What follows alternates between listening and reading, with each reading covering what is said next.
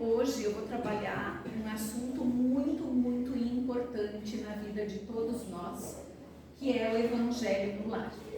Que é esse o consolador para todos os nossos dias que Jesus nos ofertou. E que realmente faz muita diferença nas nossas vidas no momento que a gente começa a fazer este Evangelho nos nossos lares. Então,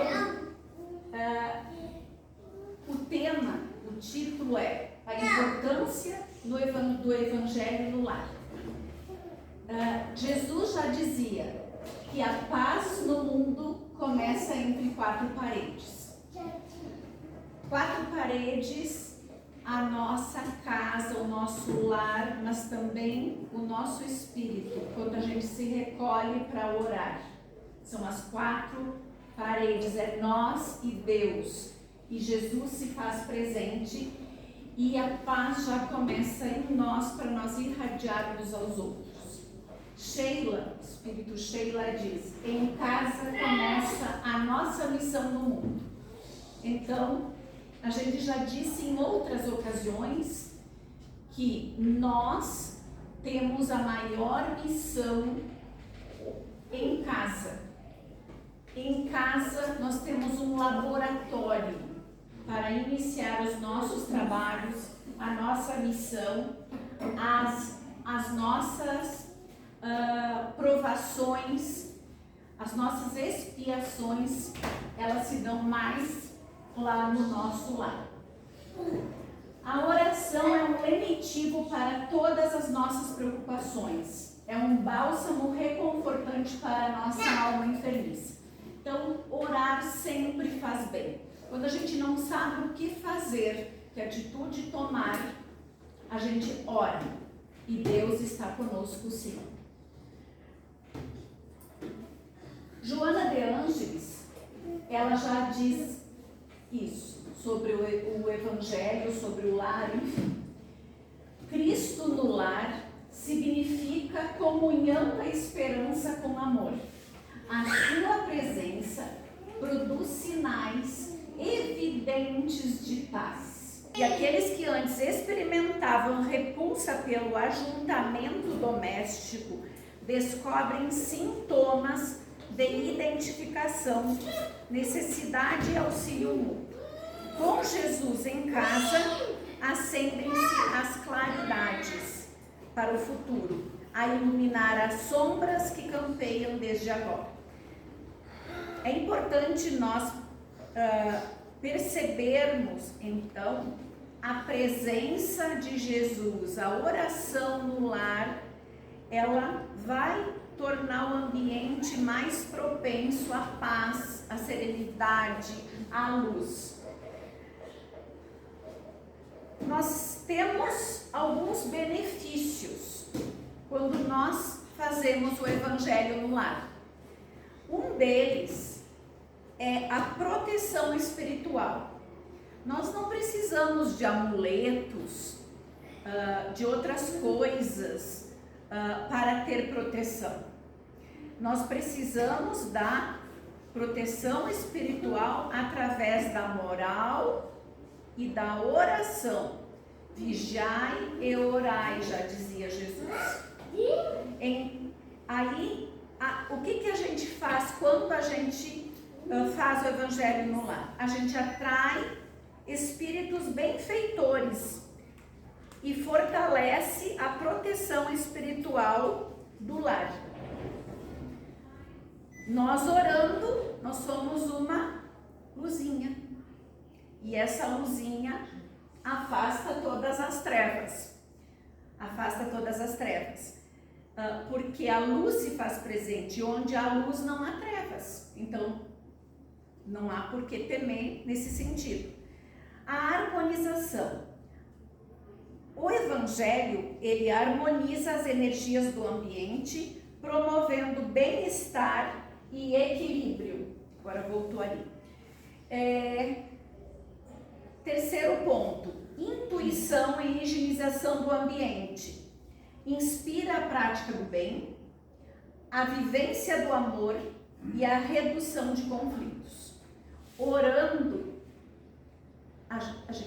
fazer silêncio, inclusive da alma. Quando a gente ora, a gente serena o coração. Todos respeitam uma oração. Eu posso estar aqui, uma fala tremenda, todo mundo falando, gritando. No momento se começa uma oração, todos se calam. E aí a gente ouve e se conecta mais. Então harmoniza o lar também. Além disso, os ensinamentos de Jesus, a moral que ele tanto nos ensinou, fazem com que nós nos reformemos intimamente pouco a pouco. Sem nos darmos conta, vamos fazendo essa renovação íntima, um pouquinho por vez, mas quando nós vemos, estamos bem à frente do que éramos lá atrás, em relação aos ensinamentos de Jesus. Outro ponto é a luz, que quando chega na nossa casa, as trevas se retiram. E a água fluidificada, que é trazida aqui, trazida pelas pessoas, que não necessariamente colocam aqui, e lá na nossa casa, quando a gente faz o evangelho, a gente também pode fluidificar a água. Ela recebe dos espíritos de luz os bálsamos, os remédios necessários para quem for fazer uso daquela água. Eles depositam fluidos na água e isso se torna um remédio espiritual. Então, esse é um outro benefício do Evangelho no lar, dentre outros tantos. O lar é a escola das almas, porque ele traz aprendizado. A família é uma oportunidade de aprendizado e resgate de débitos. O lar traz crescimento, desafios são ferramentas para o crescimento espiritual. A mudança não se dá na paz, né? A mudança se dá nos conflitos, porque no momento que aparece algum problema, algum conflito na nossa vida, alguma dor, alguma doença, nós paramos para repensar as nossas ações. E o lar, ele proporciona esse crescimento espiritual, observando às vezes de um irmão a outro algumas evidências que estão em mim. Eu me enxergo nos irmãos da casa em muitas situações. O perdão é a compreensão mútua. O perdão e a compreensão, eles são essenciais para que se siga uma jornada de paz, de amor, de crescimento.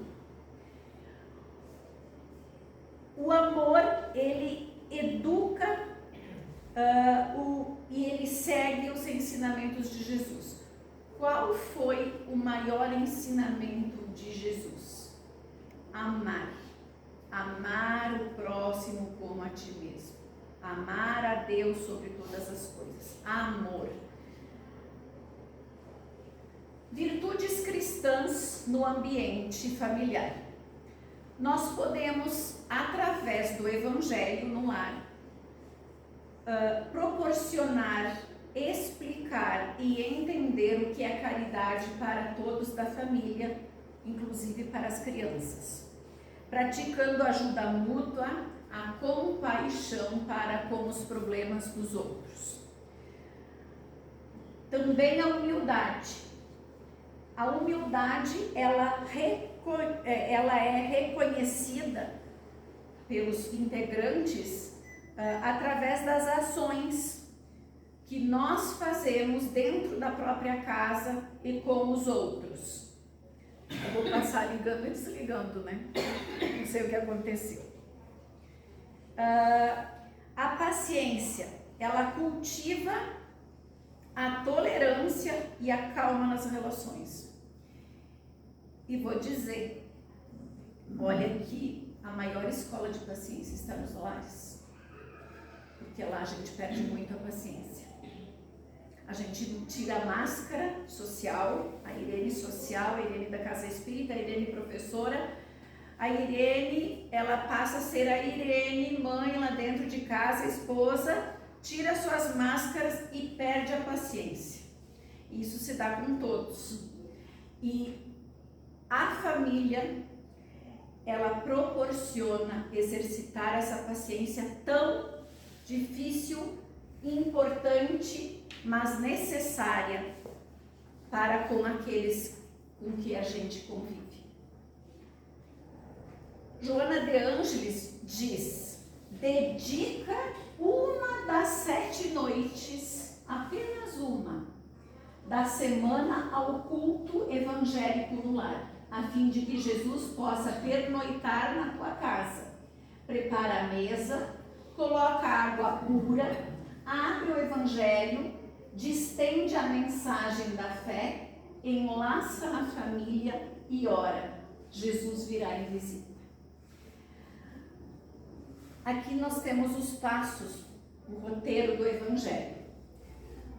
Para quem não sabe como fazer, inclusive para orientar, não que seja exatamente assim, mas a doutrina espírita, ela sugere isso, que a gente escolha um dia e horário fixos, por exemplo, às quartas à noite.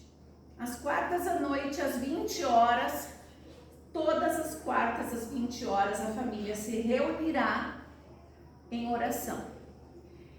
Se coloca um despertador, porque às vezes é proposital de esquecermos, tá? Existem espíritos, inclusive, que trabalham para que a gente esquece mesmo. Se reúne a família nesse dia sempre. Quem é a família? Quem quer participar? Não se obriga ninguém a participar. E podemos fazer o evangelho sozinhos.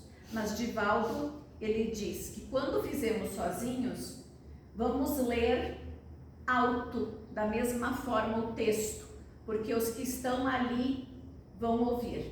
Os espíritos que porventura estejam conosco vão ouvir.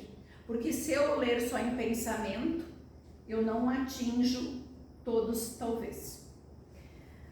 Podemos fazer o evangelho com toda a família, com quem queira. É a critério da vontade de cada um. Não se obriga ninguém a fazer.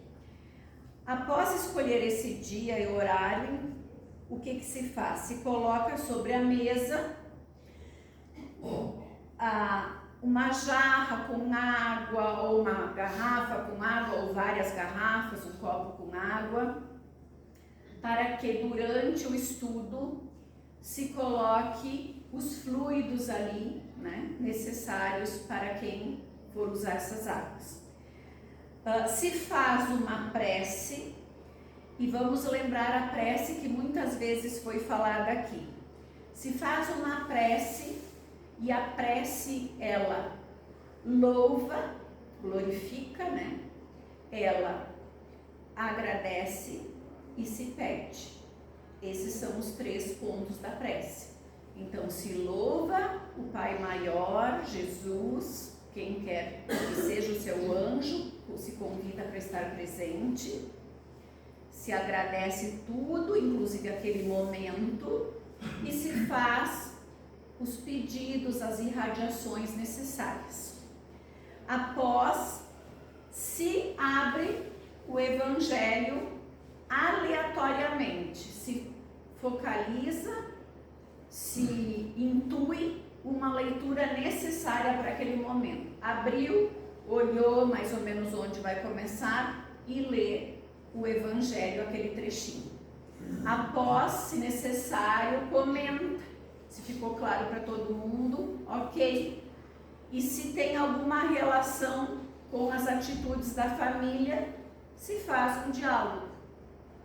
Em seguida, se faz novamente uma prece de encerramento, se irradia pensamentos positivos para o lar, para todas as pessoas, para o mundo, para a rua, para a cidade, para pessoas que a gente ama, tá? E depois se bebe um pouquinho da água, se guarda o restante para uso durante a semana na casa. Esse é o roteiro. Quem não tem o Evangelho, temos aqui para a venda. Quem também não quer fazer com o Evangelho, pode fazer com outro livro edificante. Porque sempre há mensagens importantes da questão moral para se fazer.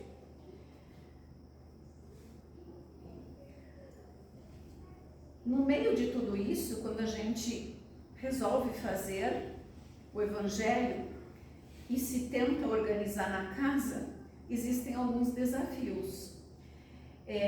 Uns dizem, eu não tenho tempo, falta tempo. Outros têm resistência a fazer. Alguns filhos, algumas pessoas da casa não querem participar. E outros ainda desacreditam. Só que temos que enfrentar a falta de tempo com organização. Seja perseverante com a resistência dos familiares. Mostre os benefícios do Evangelho no lar através dos exemplos. Quando fazemos o Evangelho no lar, a casa se ilumina, a rua se ilumina e a cidade também se ilumina. Quem assistiu ao filme Nosso Lar, tem uma passagem no 2, que são os mensageiros, que eles, espíritos trabalhadores aqui da orbe, eles dizem, aquela casa está irradiando luz porque estão orando. A oração é uma proteção incrível para o lar. E nós falamos esses dias aqui na casa, a cidade, ela tem a energia dos moradores da cidade. Se a nossa energia for boa, a cidade também vai ter uma energia boa. Se a nossa energia for de maledicência, for de violência, de fofoca, de tudo mais, a cidade vai estar assim, também sintonizada nisso. Por isso que, quando nós estávamos na pandemia, muitos vieram a público pedir orações para o planeta, pedindo que mudasse os pensamentos negativos para que o plano espiritual pudesse trabalhar melhor. Porque houve muito trabalho espiritual, muito, mas também teve alguns conflitos em relação aos pensamentos que as pessoas irradiavam. E se nós somos o pensamento, vamos vigiar os nossos pensamentos. Exemplos práticos de aplicação do Evangelho no lar. Nós podemos resolver conflitos, usar os ensinamentos de Jesus para resolver desentendimentos. Como Jesus fazia? Às vezes, nós não soubemos o que fazer. Então, vamos nos fazer a pergunta, se fosse Jesus, como é que ele faria? Nós vamos encontrar algumas respostas. Nós educamos os filhos. Se baseia, então, essa educação nos princípios da doutrina espírita, que só quer o bem, que só traz os ensinamentos de Jesus. E nós fizemos caridade no lar, porque nós estamos auxiliando todos os membros do lar, auxiliando os necessitados, praticando caridade em família também. Assim como tem uma foto aqui que mostra a questão do planeta, do cuidado com tudo, com os bichinhos, com a natureza, e a gente se envolve nessa energia maravilhosa que o Evangelho proporciona. O Evangelho no lar e a transformação social. O lar é a base da sociedade. A educação moral e espiritual constrói um mundo melhor. Quando nós temos as casas em paz, nós temos um mundo melhor. Eu não posso pregar paz para o mundo se na minha casa eu faço uma guerra. Daí está sendo uma contradição. Em casa eu tenho que ter essa paz para que eu possa transmitir essa paz para os outros através do meu exemplo. O Evangelho no Lar contribui para a paz universal, pois fora da caridade não há salvação. Nós temos então, vocês não estão mais visualizando a pirâmide, que a base é a sociedade, vem a família, a caridade, o amor e lá em cima a paz. Queremos chegar na paz, lá da pirâmide. Só que nós temos vários degraus a ser andado, né? A luz do Evangelho como guia seguro. O Evangelho no Lar é luz, paz e amor para o lar e para o mundo. Pratique os ensinamentos de Jesus constantemente. O bem sempre vence o mal. Que a luz do Evangelho ilumine os nossos lares e os nossos corações. Quando Jesus é convidado a visitar uma família e é aí recebido por ela, a felicidade entra na residência. Uma frase de Joana de Ângeles.